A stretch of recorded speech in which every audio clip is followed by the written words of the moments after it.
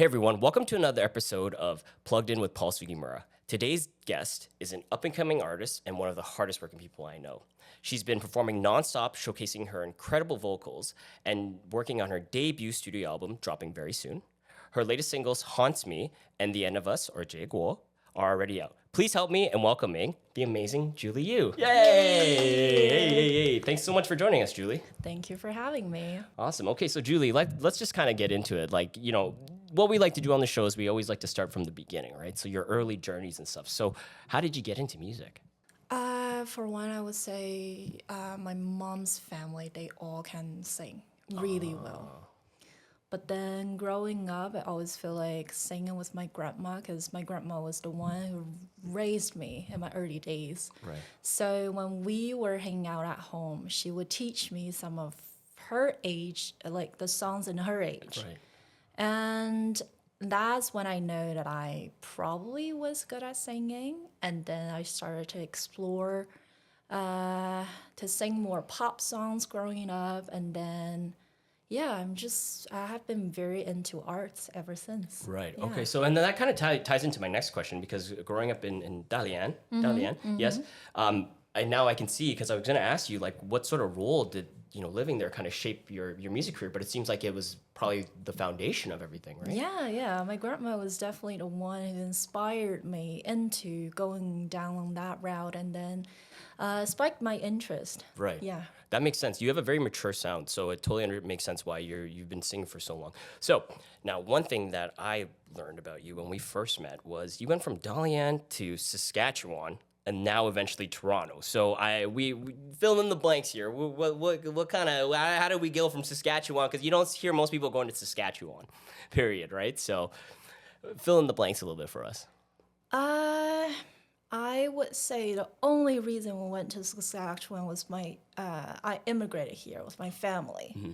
So I believe they have an immigration program at the time. So my family has to stay there for at least a few years. Right. And then I went to high school there. So do you miss Saskatchewan at all? Okay, face cool. Says it all. Yeah, sure. All right, cool. All right. Anyways. Well, I would say it's a very nice place. Yeah. It just slow pace, right? Slow paced, and then not much things to do for young people. Right. Well, I mean, like for people who seek for stability in life, then probably it's the place for them to be.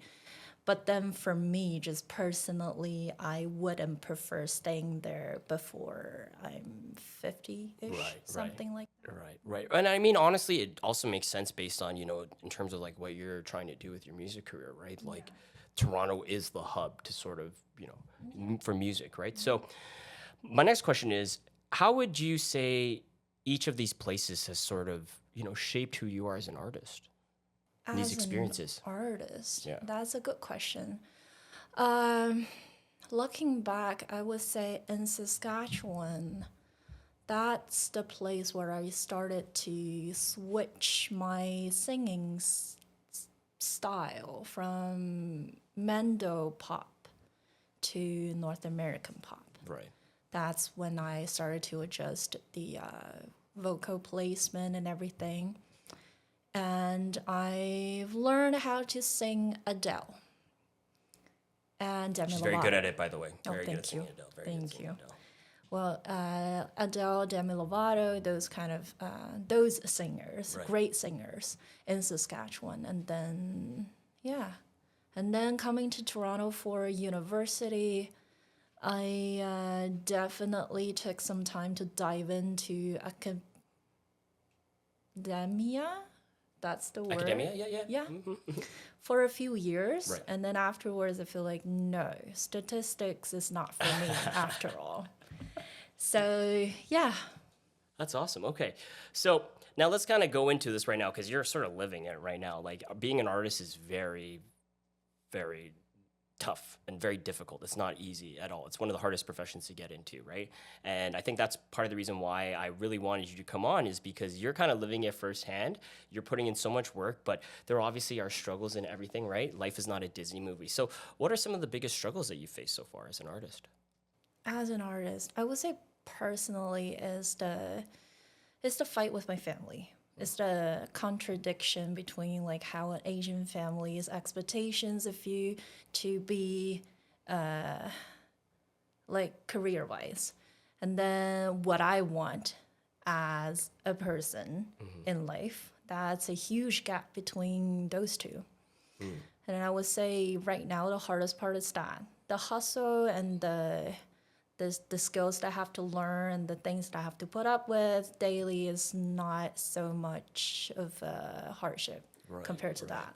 Yeah, it's always difficult. I mean, when I left the bank 8 years ago to do real estate full time, well, first of all, take even a step further back, when I left school to go work for the bank full time, my parents went crazy. And then when I left the bank to go do real estate, they went crazy again because they're like, oh, you have stability at the bank, you're going to a new career, blah, blah, blah. So I get it. It's difficult. It's hard because, they have the good intentions too. It's not like they're saying it from a malicious place, but then at the same time too, you're like, hey, like, I need to breathe, like, let me be my own person. So I definitely understand where you're coming from. Now, has there been some moments where you've kind of questioned doing this as a career? Has that ever come into your mind? Oh yeah, a lot of times. A lot of times. When I feel like I'm not on a right track or I'm not getting what I wanted in terms of like what I planned for this year and then I'm not achieving for that, then I would definitely question myself. Something be like, okay, am I doing the right thing? Have I made the right decision? Should I be listening to my parents in the first place? A lot of those doubts. But I tend not to show it in front of people just because like I gotta believe in myself first in order to make it. That's what I believe. That's awesome. Yeah, you almost have to have this sort of like you just are not allowing any sort of negative thoughts to come into your brain. You just can't allow yourself to really, even though they may come in, you can't let them like overwhelm you. Exactly. Right? Yeah. Definitely. So how do you cope with pressures of being an artist? Like there's obviously pressures before going on stage. Like what are some tips that maybe you can give people? Because I know I see you all the time and your live performances are very great. You're very polished in what you do, right? So what are some of the things that you do? Like, obviously people get like nervous or stage fright. Like, so what are some things that you do like when you feel pressures as, performing or just being an artist in general? I would say treat the stage as it is your living room.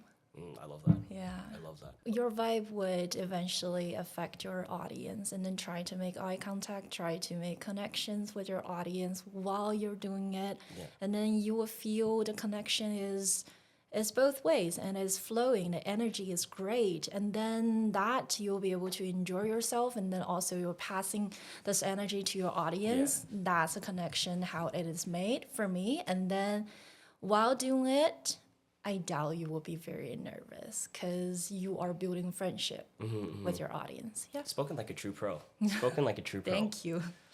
So now let's talk about a little bit about inspirations, because we kind of talked about it a little bit, like, family and stuff. But are there some sort of artists or other artists out there as well that inspire you? Like what artists inspire you the most? I would say growing up, Demi Lovato is definitely the one. Okay, and why? What made you gravitate towards Demi Lovato? Some of her songs earlier sounds like Warrior. And then especially one of my favorite songs of hers is Sober. That's a very, that represents a very hard time of her career and in terms of her life, and then how she kind of lost faith, and then also she tried to get back up on her feet and everything. That just represents a lot. Well, I resonate in that. Right. I feel like the people that you are influenced are very similar to your vocal range, no? Oh, yeah, definitely. Right? That's what I'm kind of gathering. Everyone is like kind of in that pocket of yours. Oh, that's awesome. So outside of music, what sparks your creativity? This might sound corny. My personal growth. I love that. That's not corny at all. That's not corny at all. And what can you kind of dive into that a little bit more, like personal growth, like? On my private time, I would love to read books, like psychological ones, like what they help me further learn about myself, dive deeper into my inner self, and trying to dig more, like about what I want, what I'm anxious about, where my emotions comes from. Those will help me feel more content with my life. And then it definitely give me the ability to grasp more details about what's going on around me 24/7. So do you have any kind of books off top that you could sort of recommend to the listeners? Of course. Yeah. I just don't remember the author's name. That's okay. But I believe People have it's Google. They can Google the name. right. Modern technology. Exactly, at the right? best. Technology. The courage to be disliked and the courage to be happy. Oh, I love those. Those are by a Japanese author. Okay. And it really helped me.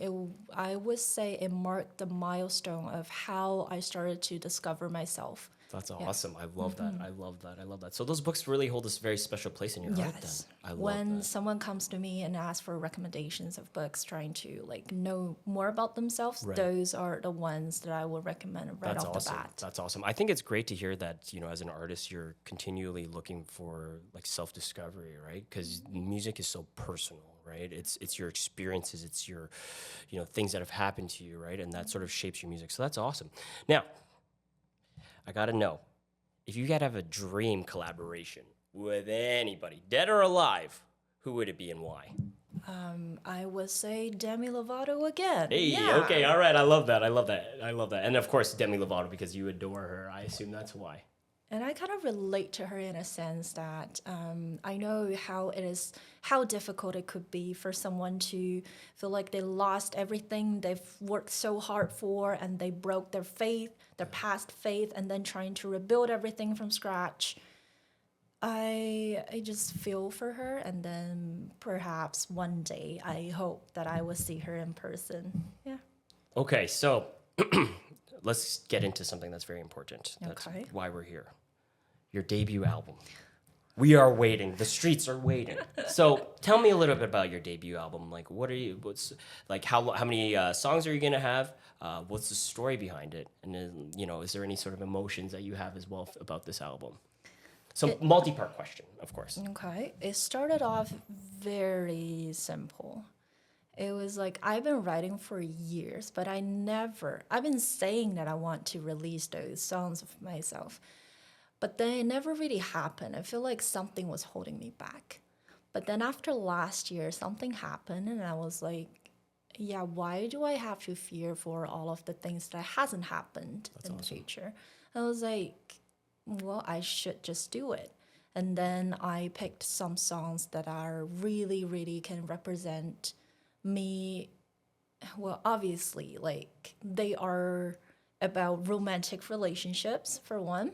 But then they are representing something deeper than that. How I struggled, how my childhood trauma or past trauma has shaped myself, what kind of person that I am in a relationship and all that. Yeah, it's So like that. you're really diving in deep on this one then. Yes, That's it's awesome. not easy. And yesterday I was at home trying to shape one of the songs on the album, and it just really took me to a dark place. That Music does that sometimes. yeah, Music is beautiful because it takes you to a time. It's like a snapshot in time. So whether you hear a song, right, or whatever, it takes you back to that place. Now, you obviously talked about emotions and sort of, kind of going into your writing and stuff. So when you're approaching your songs, because I always want to know, are you the type that goes lyrics first or are you melody first? I would do them at the same time. Oh, okay. Yeah. Oh, okay. Because I know how to play keyboard. Well, I grew up playing piano, but She's quite good at keyboard as well. Just want to throw that out there. I stopped playing piano for a long time, but then I know how to play chords, a simple chords that could support me of writing my own songs. So most of the times I would just decide on the chorus progression first, and then I will play that chord progression over and over again while I have the imagery in my head where I want or what scenery I want this song to be describing about. Right. And then as the scene plays out, I will be writing the lyrics and the melody simultaneously. I think we kind of low key talked about it, but sort of some of the themes that you're exploring on this project are, what are they exactly, high level? I always believe what a person reflects in a very like intimate relationship in terms of romantic relationship. Your partner should be the one that is who's closest to you. What you represent in those relationships tells a lot about who you are. Right. Like, is the summary of how you've built yourself up over the years. And I would like to talk about that part of me Right. within different relationships, or it could be situationships or past relationships or heartbreaks and all that. Right. Yeah. Right. That's awesome. So, what do you hope listeners will take away from this album? Like, what was your hope that if I listen to this, I plug this in, or people who are listening plug in? What are you hoping that they'll take away from this project? I would say, for one, I don't want them to be alone, because sometimes when people are going through really, well, let's just say heartbreak, then they will feel like nobody in this world would understand what they're feeling at the moment. They're completely alone. They don't know how to get out. Right. I want them to be able to relate to what I'm trying to say, what I'm trying to tell, and then also to remind themselves they're not alone. There are ways to get out of this terrible, terrible situation. There's always a way. I love that. I love that. So, how have you been adjusting to being an artist in Toronto? Like we kind of talked about, you're one of the busiest people I know. I swear to God, this girl is, the GTA is just everywhere in the GTA. So, like, how have you been adjusting to sort of this grind? Because being an artist is a grind. I don't think I'm really good at it. Sometimes it still take a toll on me physically and mentally. I would say so far I've been trying to find what I enjoy about the most, and then that is the thing that keeps me moving towards what I want. Because like along this journey, there isn't going to be all like sunshine. Ponies and rainbows. Yeah, Ponies and rainbows. Yeah. Yeah. exactly. Yeah. So you gotta compromise. What sort of moment has stood out to you in your career? Do you have anything so far that like any like great feeling or moment that you felt like, or something that's kind of stood out to you during your career so far? Stood out to me. I would say definitely the friends and the people I met along the way, including you. I remember the first time that we met was I was singing, I was doing my gig, and then you guys were in the audience and having dinner together. Yes, it was my brother's tea ceremony. So tea ceremony, the after party of my brother's tea ceremony. Yes.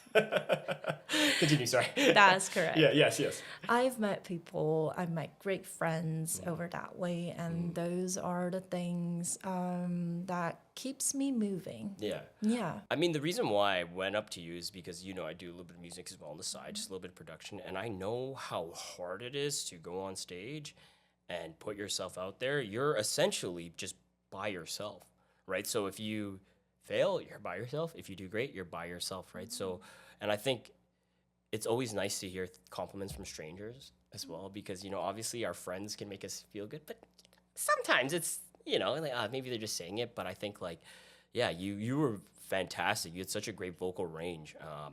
And I was like, shit, gotta tell her she sounds good. Thank you.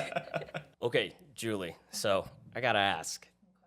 Being in the studio, sometimes things happen, sometimes funny things happen, silly things happen. Has there been anything that's kind of come to the top of your mind where either you're performing or you're in the studio that's like a super funny moment? I would say when I'm on stage, my attention, 70% of my attention is always scanning the crowd and then to be aware of what's going on. And by nature, I'm a very gossip person. So when I see something happening in the crowd, I'll be like, okay, what is happening? And I will be looking that way. Oh, I remember like last month, I was doing a show in downtown Toronto, in Chinatown. Okay, yeah. I don't remember what festival it was, but then I saw this lady was by the edge of the crowd, and then she was yelling something at us, and I couldn't make out what she was saying at the moment, but I was like, okay, what's going on? And then the police came by shit. and then dragged her out. Oh shit! While you're performing. Yes. Oh my goodness. And I was looking at them. I was like, what is going on? But I have to sing at the Yeah, same right. time. You have to remember the lyrics too. You're like, wow, that's really interesting. The good thing is I was very, very familiar with that song. So it Right. kind of like the muscle memory took over. But then at the same time, I was wondering, I want to hear about this story. Yeah, how's this gonna turn out? Yes, but unfortunately, nobody knew what happened afterwards. I definitely asked when I step off of the stage. Yeah. And then they were like, we don't know. We just saw the police drag that lady out. And That's I was crazy. like, oh my God. That's crazy. Well, at least you didn't like hear her. Did you hear her heckling or anything like that? Or so I guess it's probably too loud on stage. You probably can't hear her, right? I thought she was paying us some compliments at first. Yeah. So, and then afterwards, I feel like she started cursing. Or Oh, you're like, anything oh, that. okay, yeah. She's definitely not all the way there. I definitely have not. no idea, Yeah, but yeah. it was very, very fun. That's at the moment, hilarious. yeah. That's hilarious. Now I gotta know: have you ever blanked on stage for lyrics? Oh, all the time. Yeah. Okay. So what do you do in those situations when you blank on stage? Because this can be a teaching moment for people. You know, if you're performing, what do you do when you blank? I just go with it. As long as you don't stop, Yeah. then you murmur. You fake it till you make it, right? Exactly. I love that. I love that. And then a funny thing is, like a few weeks ago, I was performing at the Upton Asian Festival. Okay. And then I brought 4 songs over. 3 of them are my originals. And I told my friend, I was like, oh my God, I can't remember my own lyrics. And then all of them told me, you're the one who wrote it. So just sing whatever you like it to be. Let's go to the rapid fire. Okay. So this is rapid fire. So we're gonna keep this a little bit light, you know. Mm-hmm. Okay. So what's the first concert you ever went to? Ethan Chen. Okay. Coffee, tea, or bubble tea? Coffee of all times. Yep. We kind of tackled this dream collaboration other than Demi Lovato. This Hong Kong female singer Deng Ziqi. Favorite Toronto or I guess Toronto hangout spot? Like where do you like to hang out? Nowadays, I would go to Hotel Li, but I'm sure all of us have heard the rumors that it's about to close down in a few. Oh, I didn't know In a that. month? Yeah. I did not know that. Oh wow. Really? And then other than that, I would say H3 Matrix, because a lot of my friends I made were from there. That's awesome. And then if I were want to have something fun and light, and then something to drink at night, then I will go to Palazzo. Now, if you weren't doing music, what would you be doing? Something project management related, Right. because I do have the certificate. Hey, PMP, okay. Oh, no. CAMP. Oh, okay, I'm okay. not qualified to take PMP. Yeah, unfortunately. It doesn't matter because you're gonna make it in the music industry. Now, one word that best describes your music, Oh my God. or multiple words. I would say heartbroken. Okay. Now, before we wrap up, Julie, please tell everyone where they can find you. All right. I will be primarily on Instagram. So type in either my name, Julie U as in white U, or the handle is JUL_YB. And then my songs will be on all major platforms like Apple Music, YouTube Music, Spotify, and even on like Chinese platforms like NetEase, QQ, and then all that. Thanks everyone for tuning in to today's episode of Plugged In with Paul Sugimura.